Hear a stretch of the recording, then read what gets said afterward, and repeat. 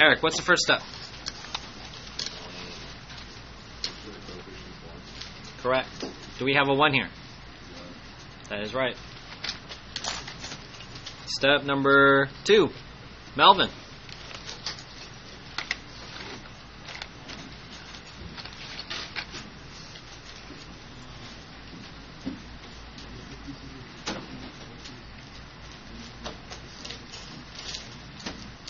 So we got the x's on one side. That means we need to move this one over. Melvin, how do you move this over?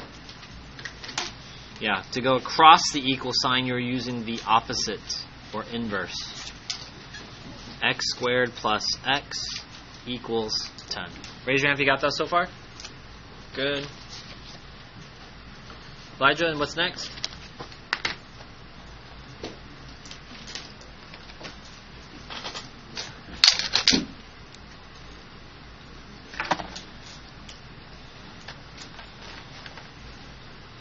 I'll give you a hint.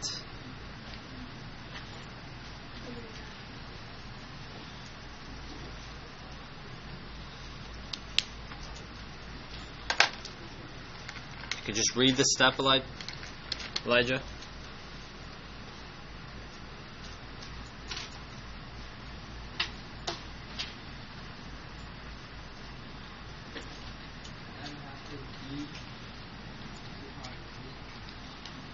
So the formula for completing the square, class, what does CTS stand for? So half of the b value squared. Elijah, what is your b value here? Correct. So your b value is 1. Half of 1 is 1/2. And the square basically just means you have how many of these? 2. In fractions, to multiply fractions, you just multiply across. Class, what's 1 times 1? And 2 times 2? 4. I need to add 1/4 to both sides.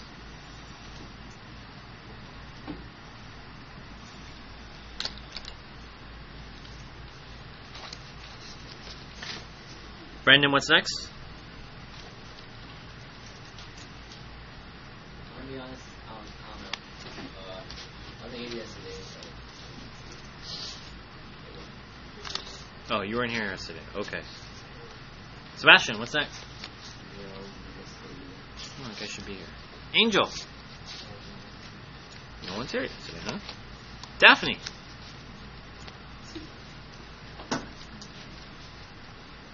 We just added b over 2 squared.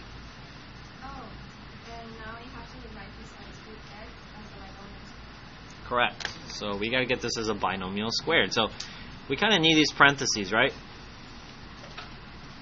So normally we would do the x. A times c, so 1 times 1/4 is 1/4.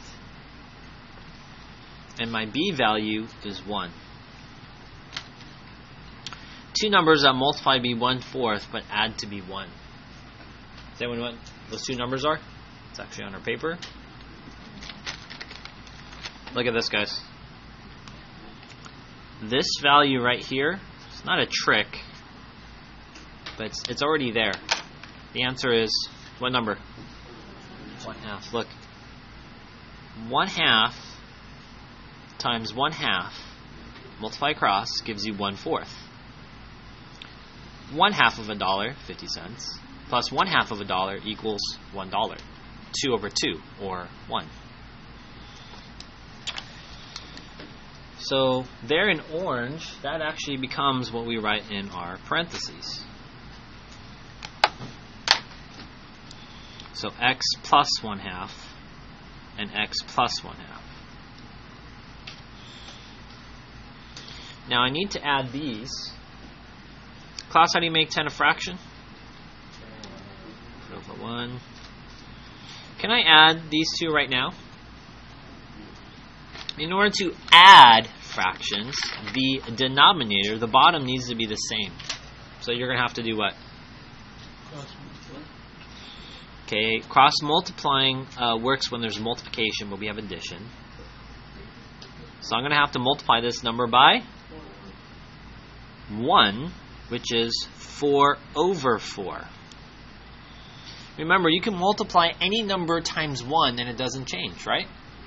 Like the money in my pocket, $5. 5 times 1 is 5. If I was Bill Gates and I had $5 billion, $5 billion times 1, still $5 billion.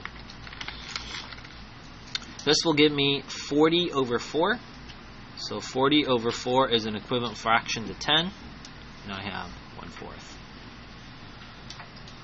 Did you guys notice that my fractions are written vertically? I'm not writing my 1/4 this way. So practice writing your fractions vertically, up and down.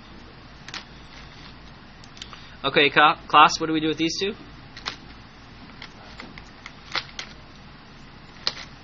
We have how many of these?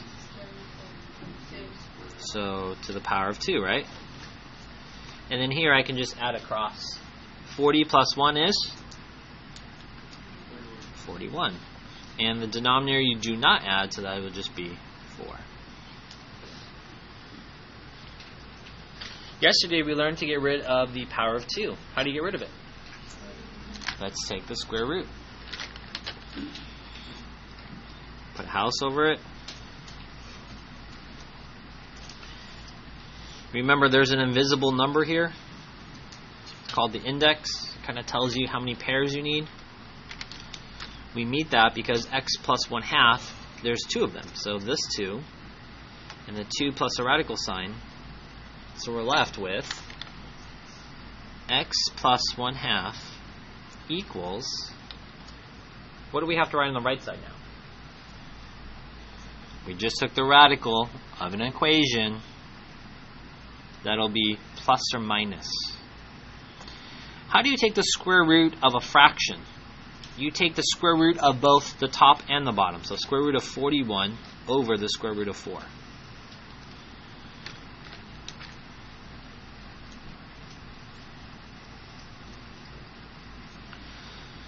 Let's simplify this one here. So I have x plus 1/2 equals plus or minus.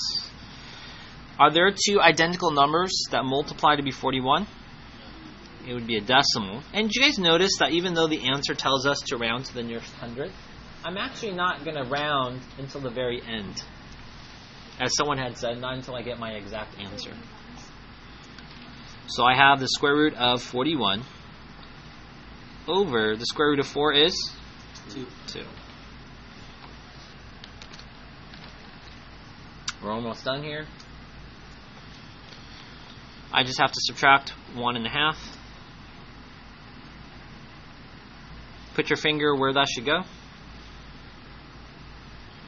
That should go to the left of the plus or minus.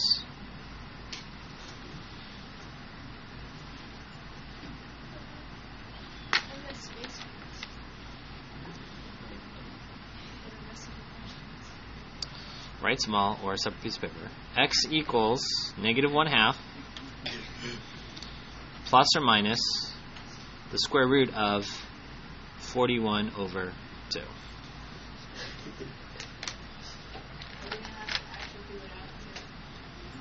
The decimals? Yeah, I'm going to show you.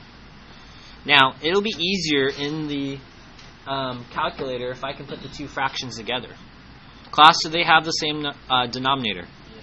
Yeah, so you can write this as, here's your exact answer. X equals negative 1 plus or minus radical 41 all over 2. Here's some good news. This is the, I think, most difficult problem, or second most difficult problem on the paper. And this is our exact answer. Now, the temptation, again, is for students to think that the calculator is a better answer. And the answer is no. As a student came up to me last period at the end of class when the bell was ringing, they had a decimal.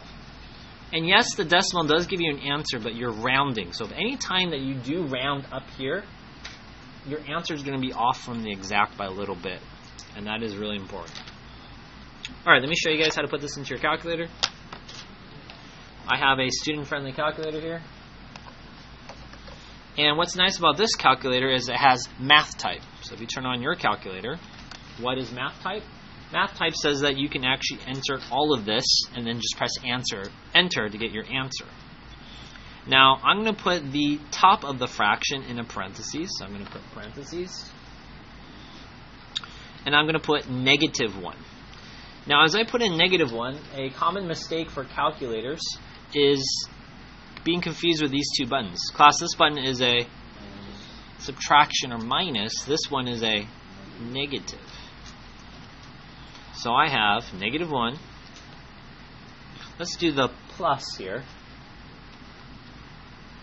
The square root button is next to your exponent button. So on my calculator it's here. I've also seen other calculators being up here. So I'm going to have to get the square root button. That's in yellow. It's above the button. So I'm going to have to press the yellow button first. So second x squared. And your calculator looks like that. You need to put in 41. Closing the parentheses shows what's inside the radical. And if you put another parentheses, it's closing off what's in the top part of the fraction. And then we're just going to divide our answer by 2. If you round that number to the nearest hundredth, what is your answer?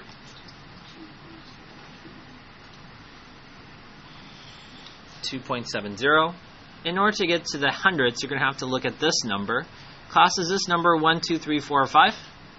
Yes or no? Does this number go down? No, it stays. Okay.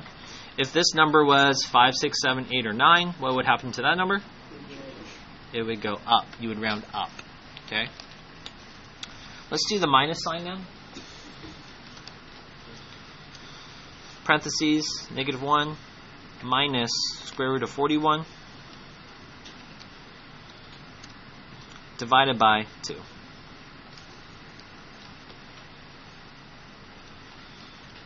And if you round that answer to the nearest hundredth, you would get -0.370.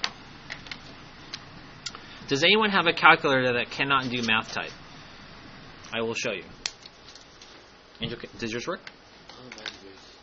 Same? Yeah. Anyone else? Okay. So we did the hardest problem for completing the square. Why was it difficult? Your b value, was it even or odd? The b value was an odd number, and it doesn't divide out evenly when you complete the square. Put your finger on another problem on our problem set that shows an even.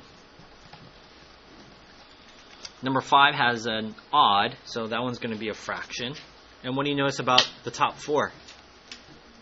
The b values are even, so at least they'll divide out evenly and it won't be so difficult.